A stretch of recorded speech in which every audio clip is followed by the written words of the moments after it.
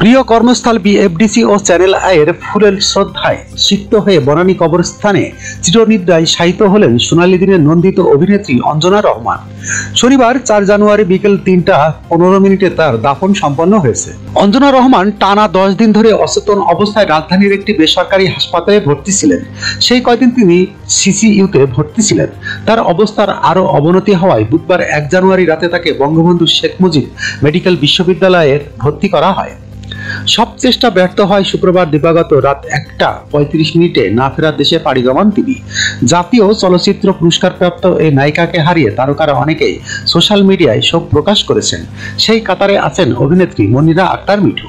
শনিবার ৪ জানুয়ারি দুপুরে মনিরা মিঠু তার ফেসবুকে লেখেন, বেঁচে থাকা অঞ্জনাদের প্রতিদিন মৃত্যু হয়, মরার পর খবর হয়, শেষ প্রাপ্তি হয় ইন্না ইলাহি ওয়া ইন্না ইলাইহি রাজিউন।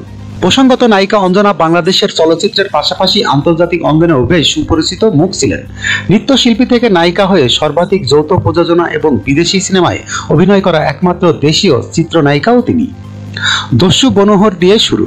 ১৯৭৬ সালে এই সিনেমার পর টানা কাজ করেছেন। এ পর্যন্ত ৩ শতাধিক সিনেমায় অভিনয় করেছেন তিনি। পরিণীতা ও গাংচিল এ অভিনয়ের জন্য ২বার জাতীয় চলচ্চিত্র পুরস্কারও পেয়েছেন। পাশাপাশি ৩বার পেয়েছে বাচসাস পুরস্কার। যখনকার খবর তখনই দেখতে চোখ রাখুন সুন 24 টিভিতে। চ্যানেলটি সাবস্ক্রাইব করুন।